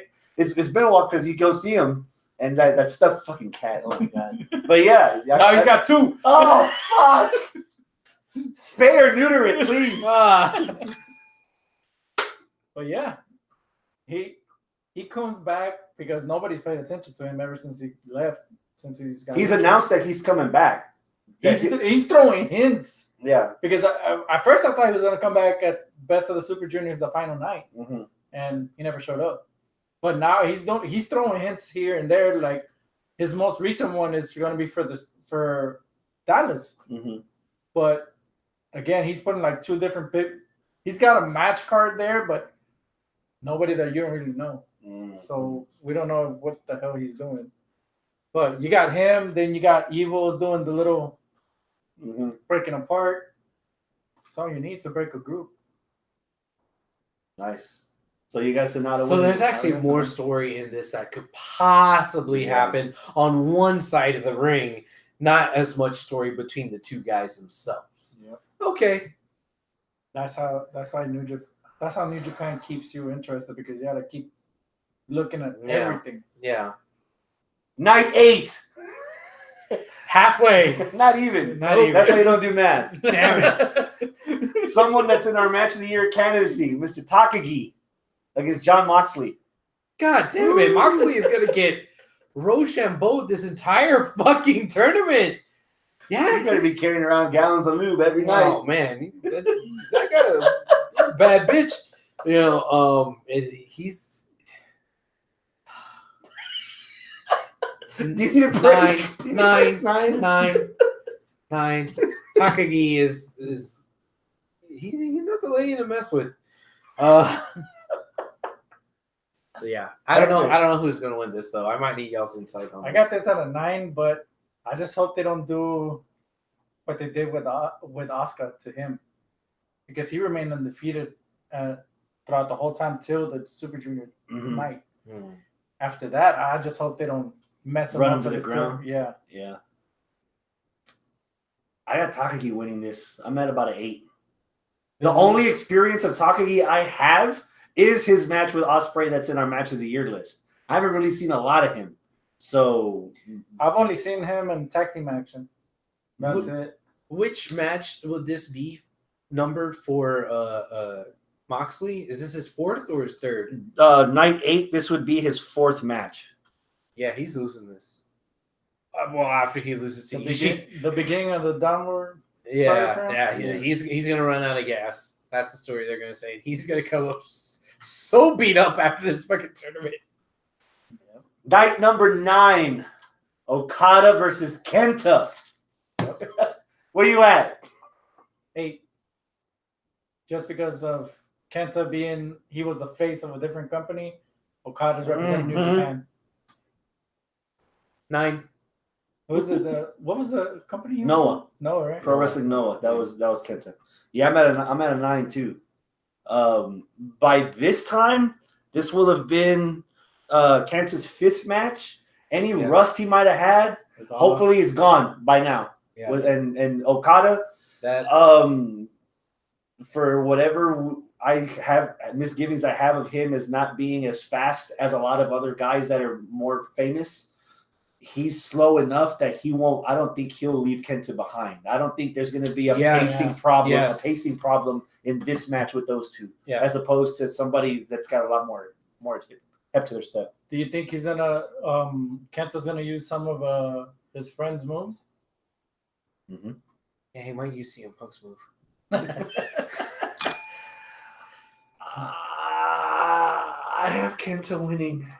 I got him too. Really? Yeah. Okada. Just for the hell of it. Just for the hell of it. No, at some point Kenta's gonna not win. If not, like he might lose like several times throughout this tournament, I think. Night number 10. Tetsuya Naito against John Moxley. God damn it, Moxley. I got this one at a 9 because it's Battle of the Egos. Yes. You convinced me. 9. That's a lot of charisma. That's a lot of technical ability in the ring between the both of them. This is going to be like Sean Brett kind of stuff, where they're similar enough, but they're not clones of each other. Yeah. But they're similar enough. This isn't Hogan versus Brett. You know, this isn't Sean versus Diesel. You know, these are two guys that are kind of similar in style that could probably, like the last match, there's not going to be a pacing issue. They're probably on the same level. Moxley won't have to kick it up to crazy ass gear, but he doesn't need to go down to a gear with like some of the bigger guys like Ishii and Shinge. Yeah, and Cobb. Yeah. You know, so this might be okay. Let's see what both of these guys can do in the most purest form of them almost being mirrors of each other. Today, I'm at a 9.5. Yeah. In 2 weeks, when this match happens, I might be at a full-blown 10 because it's just about atmosphere. I want to see how Moxley handles the tournament and see if he wears out or if he's getting better. Because if he keeps getting better, dude, that could be the match of the tournament. If he is wore out, there could be a chance that this is the blip in the radar where he's like, oh, okay, I started out strong. Fuck, I can't do this tournament shit. And then a little bit of a reprieve. And then, oh, God. Like this might be that one where he's like trying around the corner, but it's just because he's not getting beat by all these big bitches. You know? Who you got winning? Moxley will finally get one. You fucking I got Naito winning. Naito, okay. Yep. I'm a bitch. It's a draw. Time limit. Night 11. Now we're halfway. Sonata against Kenta. 7. The way you guys have been talking about Sonata a little bit is kind of made me get a little bit of shine off of him. And then by this time, I would already done seeing everything I needed to see to make my judgment on Kenta, you know, and how he is. Because, you know, the first couple of matches, I made the argument, I just want to see, does he have it? And at this point, he might, he may not. And if he don't, he don't. Yeah, I'm at about a 9. This is another match where you don't have to worry about pacing because Sonata's not known to be Roadrunner type. True. And especially if Kenta's a little bit lagging from getting worn out, Sonata will slow down for him. Yeah. I'm at about a 9 for this. 8. Okay. Just because I think the injuries to Kenta is going to start. You'll start catching up. They're going to start. She'll and Shami if he gets hurt and he's out. Yeah. And then what's his name could get in? Oh! Fuck Lance Archer. Shit. I got Sonata winning this. I got some. What, the whole thing? Or No, I got Sonata beating Kenta. Yeah, I got that. Yeah. Too. Yeah, sure, why not? Zack Sabre Jr. Oh, Will yeah. Ospreay. Oh. 10. I got Sabre winning it. I got Sabre winning it too. Yeah. Ospreay, why not? Night 2. I'll just say that just to be different, but that match is going to be badass. Like, there's not much that we can say, you know, so we're just moving on to it. We're just blowing past it, but there's one where all three of us were at a 10, guys. Like, we should say more about it. Let's keep the train. Let's keep the train going. Okay. How about Tomohiro Ishii against Hiroki Goto? Oh, God. I'm not going to be at a 10. I'm going to be at a 9.5. Same. Because Goto, he's cool, but he ain't that cool. They've wrestled. I think I've seen them wrestle twice. They have to pull out something that I haven't seen. Like Goto, Ishii and Omega wrestled several times, but last year's G1 where fucking Omega lost to Ishii. We were like, holy fuck! That was the thing that moved it to the next level. There has to be something in here that moves me to the next level between. I think it's mostly Goto. There's something about Goto that I'm just like, Gah! I have this one on the draw. Oh yeah? Yeah. Woo! This is gonna be the draw for me. All right. Beat the shit out of each other to the point that nobody can. Let's go get a bit. Yeah. This is gonna be all in Dallas, right? No. This all this is in Japan. Okay, they've already moved on. Yeah. Okay. Night 1 was in Dallas. We're already in fucking night 12. Because I was gonna say Americans don't like draws, so no, there's not gonna be a draw. But you know what? They're You've been paying attention. back in Japan. Fuck it, Yeah. draw. Why not? I'll agree with you, Hector. Takagi against Cobb. This is one of those nights where you might need to watch damn near everything. Yeah. Takagi versus Cobb. That's going to be a hard-hitting affair. 8. Takagi. Yeah. Takagi? Yeah. I think he's in a wear out comp. Yep. As fast as comp can go, And him and Osprey, We're holy deep in the fuck. tournament now. And we're deep in the tournament. Yeah. Because Okay. this is the part of the tournament where people start selling that Suzuki killed people. Yeah. And they're like still wearing like the battle scars. And from again, it. Takagi lasted throughout the whole Super Junior, so Oh yeah, undefeated until the end. Yeah. so All he's right. got that endurance already. So Fucking Shingo. He just has a badass name. Shingo Takagi. I fucking love his name.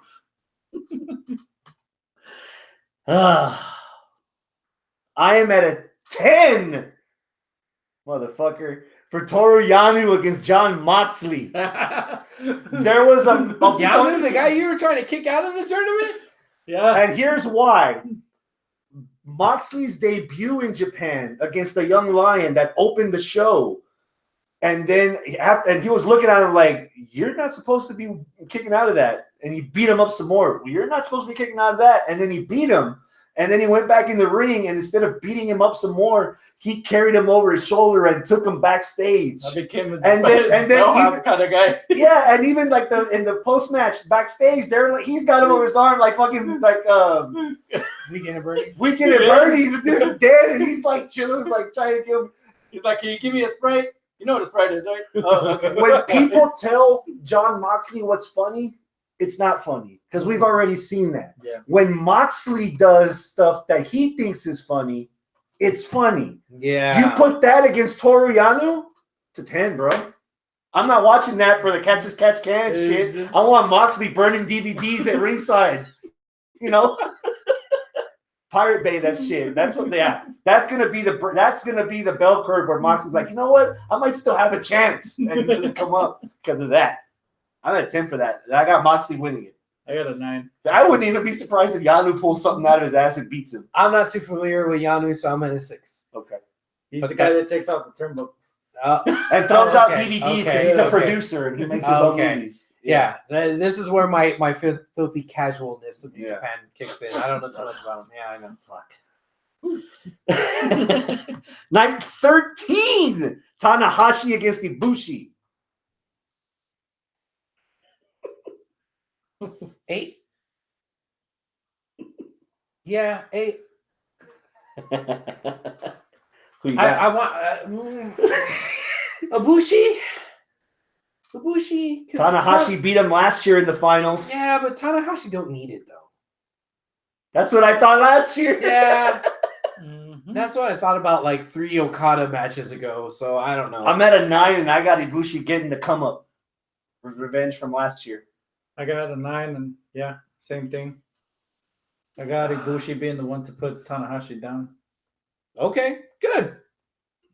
Blanca says Tanahashi. Night 14. Are we there yet? No. Fuck. Your favorite.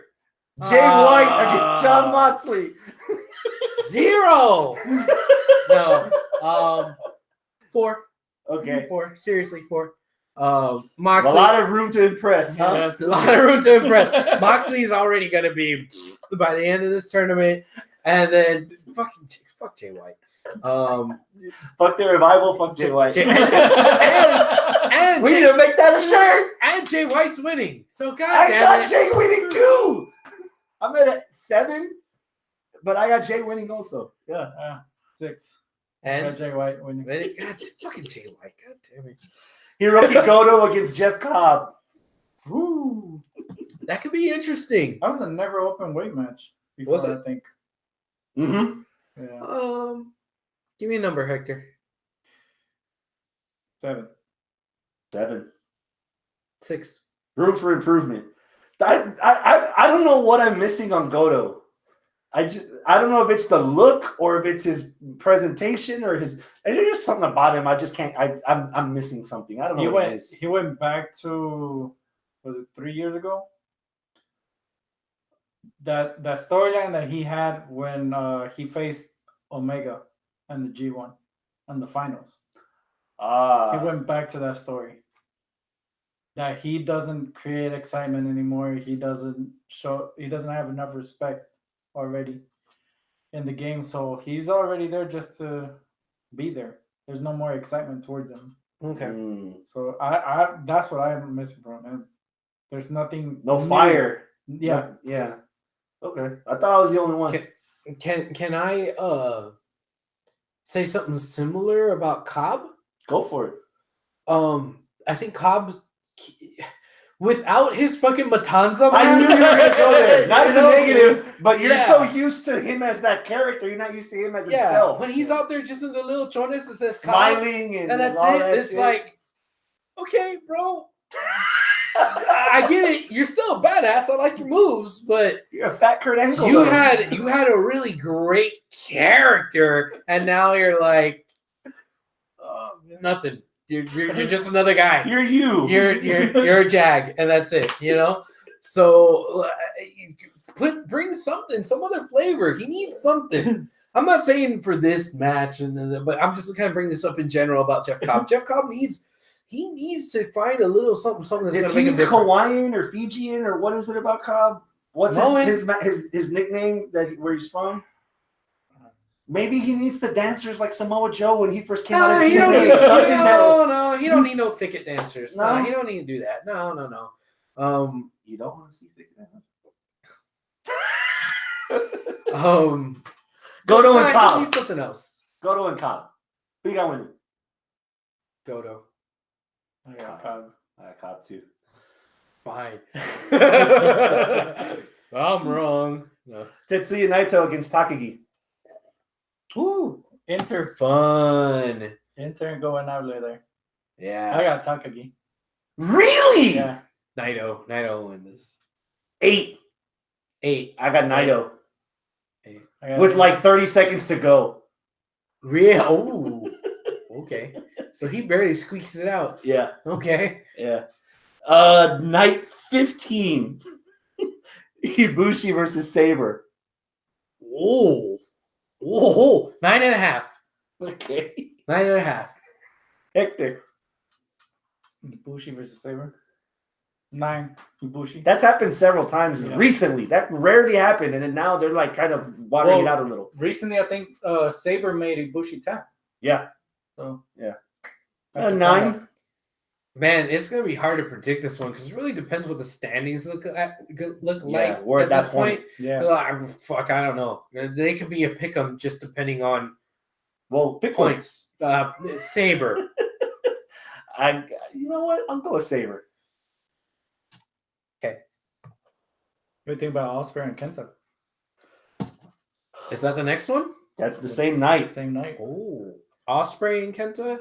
Mm-hmm. I'm at an 8. Kenta's gonna be held together with shoestring and bubblegum by this time. So Mr. Miyagi in the back. Yeah. So I'm gonna say 7. This is Osprey looking into a mirror and seeing his future. Because not his Odin busted future. what could be, because Kenta wasn't the size that he is now. He was Osprey like 2 years ago. Yeah. And then when he moved up to the main roster or to NXT, he bulked up for whatever reason. He bulked up. Guys that are in that weight range that go to like the big companies, they fear that they're gonna get lost into the shuffle of the big guys. CM Punk, for example, he gained like 35 pounds of straight up mass, and he wasn't used to all that. He wasn't used to all that. So when he trimmed back down, we got the best of him because he knew how to handle his load. Osprey looks now the way he's looking at Kenta. Like if Osprey gets any bigger, he's gonna be like Kenta because Kenta used to be as fast as Osprey. Now he's still, even now I think Kenta's still trying to find that balance between his weight and where his speed was and find the middle. And I think Osprey's gonna get there soon where that ratio is gonna be out of whack. I think Osprey's already balanced it out. Really? Yeah, because the fast-paced match he had with Ibushi kind of showed that. Yeah, he might not be fast, but his hits are being a little bit more harder, and he's more rougher. So yeah, he might not be more of an aerial guy. He's ground now, but he's gonna give you the best of ground. Just to the point that he freaking knocked out Bushi, or no? Yeah. Yeah, at Wrestle Kingdom. Yeah. Ooh, that was nasty. That hidden blade from behind. Yeah. Whoa. Who you got? I got Osprey. Osprey. You got Kenta. I think this is going to be the time where Kenta starts running out of gas. I got Ospreay. Okay. Yeah, I got Ospreay. I don't know. Kenta may have already ran out of gas and has already lost a couple. No, I think by now we should be talking about fucking Ospreay against Suzuki. Yeah. Is that the next one? Night 16, Hiroki Goto against John Moxley. Or Moxley. I got Goto. He got a lot of beef in this tournament, He does. man. God He damn. got all the beef. I'm at a 7, and I've got Goto winning. Same Six, Goto. At this point, I was like, stop, he's already dead. That same night, you got Naito versus Cobb. Ooh. That's still gonna say that's an 8, but okay, 9. Yeah. I got Cobb. I have Cobb going over Naito. Cobb needs to get These some established guys need to start putting over some of the young. There you go. That's exactly what I was gonna say. Yeah. I got Naito winning. That one. Okay. Night 17. Hey, I'm middleweight. Zack Sabre against Kenta. Poor Kenta. Poor Kenta and poor Moxley by the end of this goddamn tournament. I'm at a 8. I'm at a 8.5 for Kenta versus Sabre because this is another match where Kenta doesn't have to worry about speed. Sabre likes it rough and slow. And that's what he's gonna give him. So Kenta's got nothing but time. Well, he's got 30 minutes of time. Right. But I think this is gonna be one of Kenta's better matches. 30 minutes of slow-paced loving. Yeah. Kenta finally get one. Yeah, I've got Kenta going over on 7. Sabre. Same here. What number are you at? 8. 8? Yeah. And you got Because Kenta going over? that's the last night. I think that's the last night of Block A. Yeah. So that's gonna be the statement night. And possibly the night where everybody's scrambling for their points. Yep. So Exhibit A and B. Okada versus Ibushi. Yep. I got 9. Yeah, I got 9 on that one. 9. And I got Ibushi winning. Yeah? I got Ibushi too. I don't think I voted for Ibushi to lose a match yet.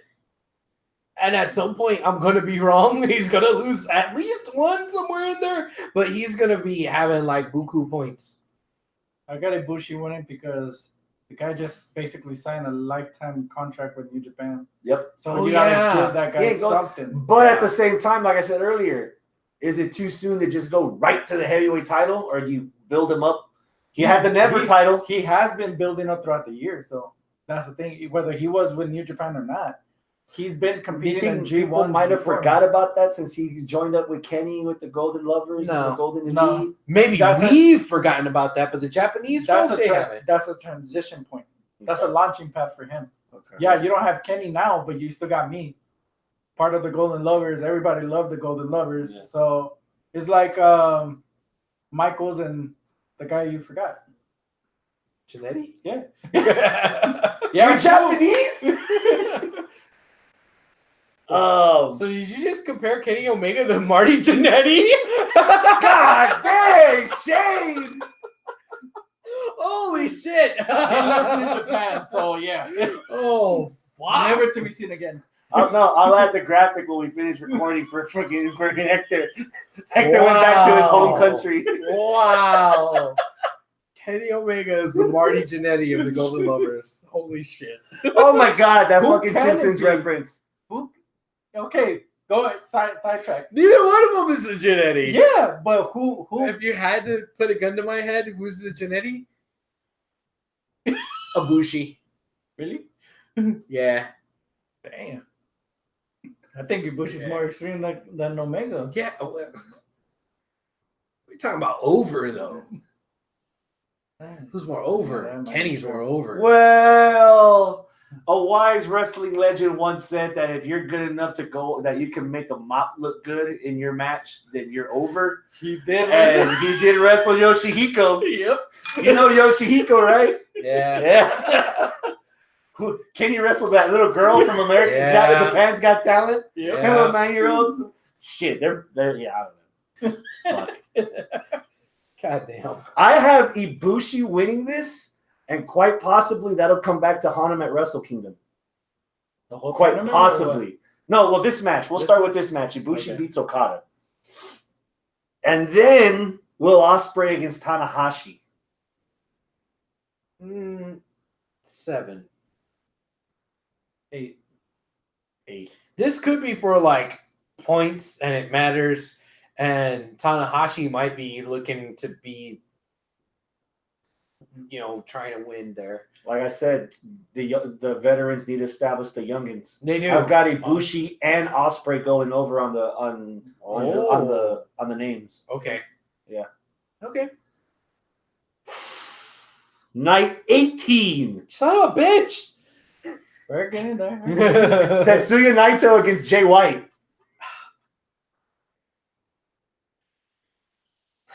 7. And I got Naito winning. 6. I got Naito winning. Because fuck Jay White. 7. Naito. A name that I haven't said all night. A rematch from for the United States Championship. John Moxley against the Juice Robinson. 10? Their last match was fucking bananas, bro. It was good. It was good. I actually got Robinson winning this one. I do too. I was going to say the same thing. He's going to Rubber get match his for receipt. the title. Get his receipt, so 9. I would be at a 10 if it wasn't for the fact that it seems like it's pretty obvious that Juice is winning this. I got 9 on that one. Night 19. Yay! Who is your winner from the A block? Son of a bitch. Ooh, man. As we're frantically looking up who's in the A block. I got you right here. A-block. A block: Okada, Sabre, Tanahashi, Ibushi, Evil, Sonata, Fale, Archer, Ospreay, and Kenta. Ospreay. Ospreay.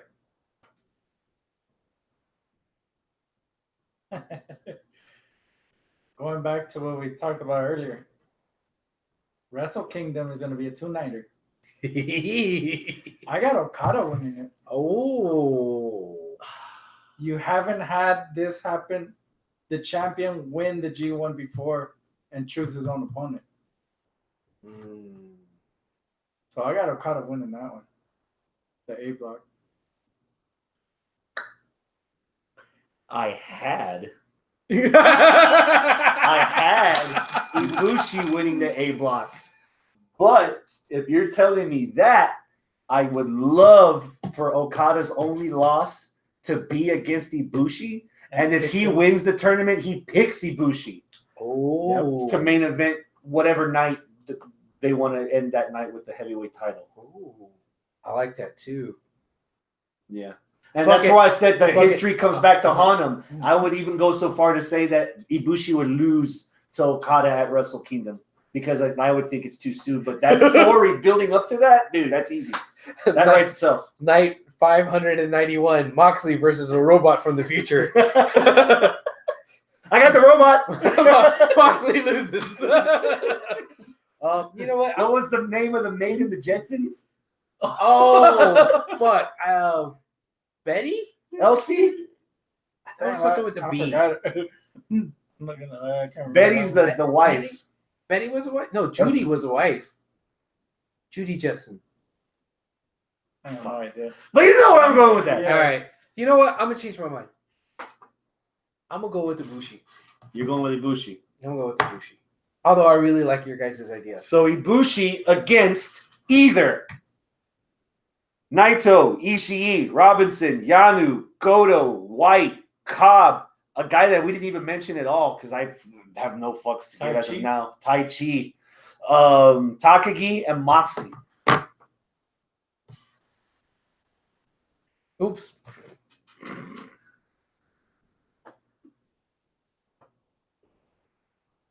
Naito? I got Naito on that one. Naito? Yeah. So Naito. So you have Okada versus Naito. Yep. You have Ibushi versus Naito. Reason why I have Okada versus Naito. Let's say Naito goes Forget my idea of Okada picking his opponent. Naito goes ahead and wins it again. Third time's the charm. Oh, fuck. Naito finally wins it Yeah. at Wrestle King. Oh, fuck. Against Okada again. Against- Fuck. Hey, and now they cannot take away the main event spot because there's going to be 2 nights. Oh, yeah. Was that the night that the fans voted Tanahashi versus Nakamura for the Intercontinental as the main Yeah. event? Ooh.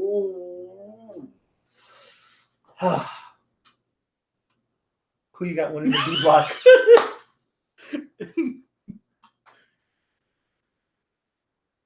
If you're going Ibushi, then Ibushi versus Naito to continue the fucking rivalry. Ibushi. No Naito. No Ibushi. Ibushi. Man, y'all gonna hate me for this. Yes. Y'all gonna hate me for this. Well, I already hate you. My finals, night 19, I have Kota Ibushi going over John Moxley. You son of a Moxley's bitch! gonna You were go? saying Moxley was gonna lose everything because he was gonna run out of gas. He can still make it with the losses, but I think it's too As much for a business guy, if I'm signing the hottest free agent, I'm gonna ride that bitch to the ground. But I have Moxley in the final night, main eventing my G1 finals, as a guy that ended the tournament in CZW and a guy that ended the tournament for New Japan. Even in a loss, Moxley's going to win over the Japanese crowd by putting up a match with Ibushi Okay. as a Cool. finals. That's literally the closest thing Japan's gonna get from the second coming of Bruiser Brody for them. Yeah. Oh, yeah, dude. I could see it. Yeah. I could see it. Yeah. Okay. I got Ibushi going over on Moxley. I just think that Moxley would be too soon for him to just land to that spot. Yeah. Because I'm thinking about the long-term planning of it. All right. Whew. You got through it. Oh. You can tap out of it. That was a lot, man. I can't believe they do this shit every year. This is fun. We need to do this Oh, it next was. year. Yeah, this is fun. Yeah. But do you see now that the stories just So blend one way or another? They all Yeah. blend. Man, there's some matches there. Yep. There's some matches that stand out that are out of every, assuming that your memory still functions after us wearing you out. Is there any match on here that we just talked about that you think could possibly end up on our match of the year candidacy list? Oh yeah. I mean, I was reading all these names off. Was there one right off the bat? Was it one on night 6 where you rolled your eyes back like it just came? Was it that one? probably. Moxley against, was it Cobb? No, it wasn't No. one with Moxley. In it. Ishii. That might have been Ishii Cobb. Ishii Moxley. Ishii Moxley. Yeah. I don't. It's possible for any one of these matches in this fucking tournament to get on the match of the year. It always happens every year. I think it's gonna be the one that's gonna land on the list. Osprey Ibushi. That could be good. I Didn't think the make it match this was year. so short on Wrestle Kingdom that it didn't end up on our list. But that, man, if that would have gone 5 or 10 more minutes, that could have been on this year's list. Yeah. But damn, that Wrestle Kingdom had a lot of good stuff. This year was a good year for Wrestle Kingdom. Man, that's the special. That's everything. That was a Well- huge bitch. Let's bring it down a little. All right. Access. What kind of wrestling is on Access right now? WoW, right? Women's Right. Wrestling. Raw and New Japan. They're partnering with New Japan for G1 and those bit here and there. Would you watch Impact if it was on AXS? Do y'all have AXS? Yes. Would you be watching? Well, you already kind of. I already watch Impact. Yeah. Apparently. I haven't watched Impact in a long time. Every now and then I watch the clips here and there. Yeah. Mm. But for me to sit down and watch the whole show, no. Yeah. It would not call my attention. That wouldn't really change it for me. Wow. I'd still watch Yep. it when I'm subjected to it. Whew. I mean, there's a website I use to watch most of this stuff I can't get my hands on anyway, so I'll watch it if I have to. That's how I got the Impact match on my match of the week. I've kept up with a lot of stuff on there. I would keep watching. I mean, again, more places to work, dude.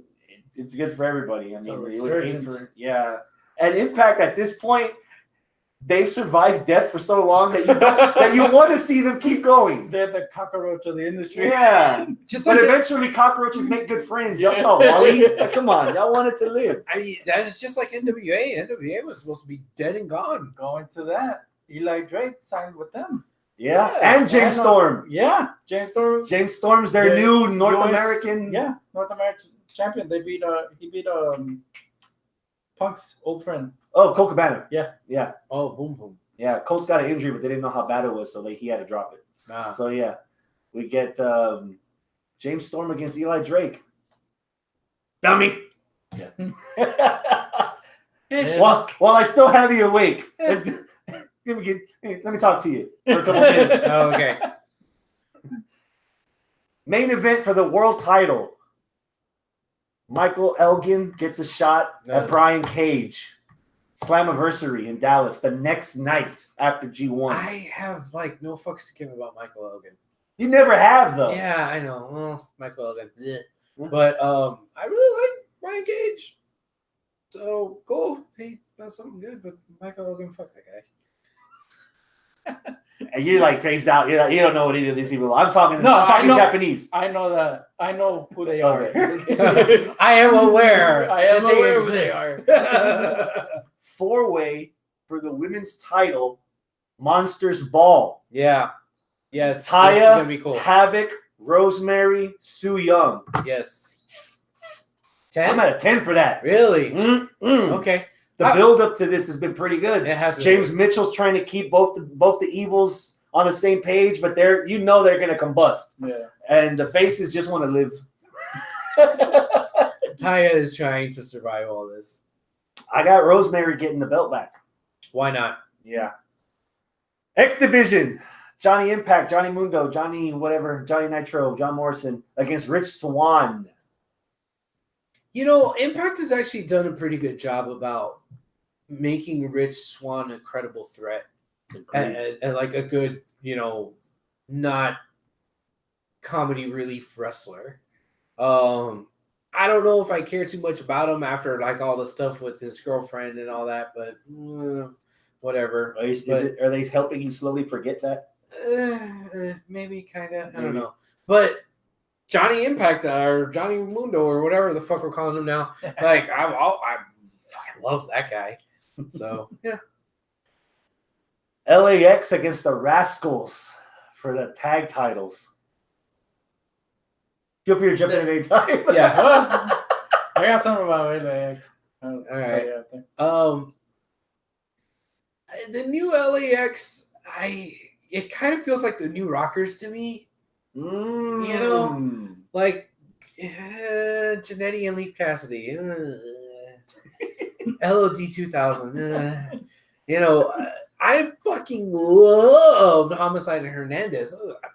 Man, that's what kept me in TNA for a long time. Fucking LAX was badass.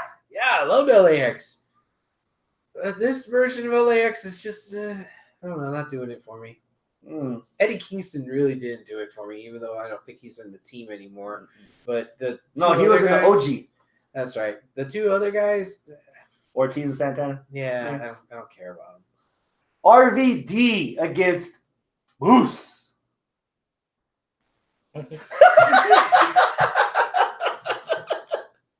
Yeah. I mean, this RVD is starting to get to that point where I don't want to see him wrestle. He's getting into that Shane and Undertaker territory where it's like, I want to remember you for you and for who you were. I want to remember you as Michael Jordan number 23, not Michael Jordan number 45. From the Wizards. Yeah, he's starting to get into that territory. He's not completely there yet, but bro, leave it in the 90s. First blood match between Eddie Edwards and Killer Cross. The build for this has been weird. Killer Cross waterboarded fucking Sandman. That's a poor man's shower. Sam You know- wasn't complaining. He was like, "Where's the soap? Why isn't this beer? This Yeah. is better than jail." I don't know. It was, and then they had the thing where he was like being creepy to the priest in the fucking church. At this point, I don't know, man. At this point, Eddie Edwards' wife needs to just divorce him or get into the hardcore stuff. Yeah, Because I'm tired of seeing her go, like, "No, no, please don't. not in that hole." Yeah. Then he just goes and does it anyway. They're both dicks, so I don't know who to cheer for. Like, fuck both these guys. Like, I don't know. This might be the only event in history of Houston Wrestling Radio where I am at a 10 for both women's matches, because my anticipation for Tessa Blanchard against Sami Callihan is at a fucking 11. I am, dude. If I That is the one thing that TNA has got Travis my attention Scott is bummed out that Travis doesn't want to go to Slammiversary because he still he's dead. It's dead to him. Yeah. If I were to pay general admission money just to see that match and then go home, I got my money's worth. The build to that match has been fucking epic, dude. That pile driver. Woo! Fucking Tessa bounced on her head. Damn, she took that pile driver so well. No, before that, where he kicked Tessa and then Tessa got up and he gave this look like, uh-oh. Like in that moment, he knew that he don't fuck up. Tessa B ain't nothing to fuck with. Yeah. Oh my God. Even if Callahan wins and they keep this going, it's a fucking 10, bro. The only bad part about this build was the Christ match versus Tessa. That was a cruise control. Christ was like really protecting her, and she did 3 suicide dives. Yeah. But I think she meant to only do 1, and she thought, oh, that looked like shit. Let me try it again. And hopefully they'll edit it out in post. And no, each and every one looked like dog shit, because he was like, okay, you're going to jump at me. I'm going to gently hug you and stand you up. But like, I'm not no, going to hug you bitch! too hard because #MeToo. Yeah, no, bitch, you need a fucking bump. You have a railing behind you. Catch her, let go of the oh shit. That's not the first time Macho Man runs into something and dies.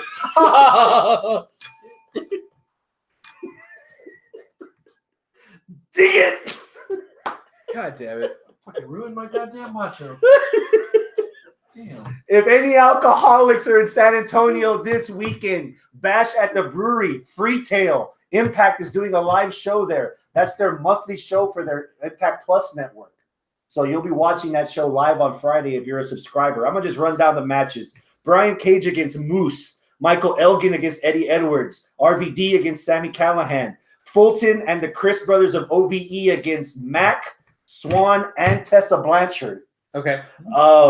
Havoc against Jordan Grace, which would get a 10 out of me. Oh, yes. That would get a 10 out of me. Yes.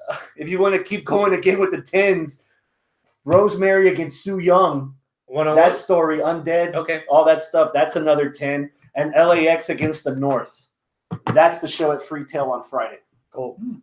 So, and I don't know what the hell's going on Deep Impact on Saturday. I know Brian Cage is going to be here, Tessa Blanchard, Rich Swann, but I didn't see any matches announced unless somebody wants to shoot something in there real quick. Yeah. I don't know anything about what's going on Saturday. But all I know is that Texas run. it's sold out. That's all I know. Really? It's sold out twice, because they sold out, they added more seats, they sold out again. Wow. So, congrats, Booker and ROW doing this joint thing with TNA. That's good. That place is kind of small though, right? You think it would have sold out if they did a show at Humble Civic Center like they did for that pay-per-view a few years ago? Maybe. Hector, did you have anything to say about any of this Impact talk? Because we kind of like blew through some stuff, and you had something, and then with LAX, I guess counter your views with them at being an Impact. Their contracts are up, and they're being really shopped around. Really? Yeah. Apparently, AEW and WWE are after them. So, And MLW. Yeah. And MLW. MLW starting to become a little bit creeping into it. They got the next generation of guys. MLW? MLW. Pillman Jr., the Von Erich boys. Hey, Teddy Hart, and and they just signed British Bulldogs kid. Yeah, Davey boy. Davey. boy. Davey's That's down where there. that's where I remember like, okay, he's not showing up in New Japan anymore. And I remember him being with Teddy Hart. So the Hart Foundation's starting to The new Heart Foundation. Yeah. They're starting to rebuild there. So That's cool. not bad. Yeah, man. That's it. Bear versus Swan. But wait, who's Bear? Yeah, that's what Porsche said. Bear versus Swan. Who the fuck is Bear? Oh, Ruthless Ryan Davidson. He's the bear, right? Yeah, I think he calls himself a bear. Yeah, but so I don't it's think Ruthless that's like Ryan, his it's Ryan name. against Swan. Is that what you mean, Porsche? Ruthless Ryan? Okay. Well, Anything else? I mean, that would be a good match, Ruthless Ryan versus Rich Swan, but it's just, I don't know if that's what she means. Oh, yes, that is what you... Why did she just say Ruthless Ryan? Okay, anyway. Anything else? Villains, you remember? Oh, yeah. Villain Enterprises All right, as a new come on. member. Come on. I didn't have it coming at all. I didn't see it coming at all. Because it was right there in the ring. Flip Gordon had joined the Bloodline. Yeah. Had his shirt on, everything. Likes them. Same kind of Kenny Omega video of saying introducing the member. He just goes sideways, and then you see Flip Gordon there. Like, what the fuck? Lights turn on, beats the shit out of everybody, start brawling, and then right there. Yeah. That's how you do it. Yeah, man. Calls him the assassin or something like that. Night 562. John Moxley against the Comet. All right. Moxley Well, versus then. the Roach. The Roach wins. By submission. Moxley versus Ditka. Anything else? Is this a show? Can we That's call it a That's it. night? Adios, That's my it. friends. Keep it classy. Fuck! Woo, damn. That was a lot of shit. Did this, for a New Japan fan, Yes. did this episode satisfy you? Did we meet the Yes. quota for the year? Yes. At least for the month. For the year. Well, this is basically it. All you can talk about is you don't keep up with the rest. So Yeah. G1 Climax better than Wrestle Kingdom? G1 Climax better than a Royal Rumble? yes. Yes. G1 Climax better than King of the Ring? Oh, Yes. yes. Is this the best thing in wrestling ever as far as the concept? Yes. G1 Climax? That is the closest thing that sports entertainment could get to sports. I'm surprised WWE hasn't brought back the King of the Ring and tried to make it similar. Yeah. Oh, I've said it before for the last 2 years. We need to do Queen of the Ring. Sure. Put Yeah. the girls on there. Hey, Stephanie, you'll love that. hey, they could do that because I don't really see no women's pay-per-view coming back. Evolution. Yeah. Yep. I mean, shit. Well, the next time they go to Saudi, they could have their own little women's pay-per-view. One night only. Call it Queen of the Ring. Winner gets a shot. Basically, picks her. No, winner gets a fucking tiara and a scepter and runs around all year calling herself the queen. Winner impregnates have- Maria. And they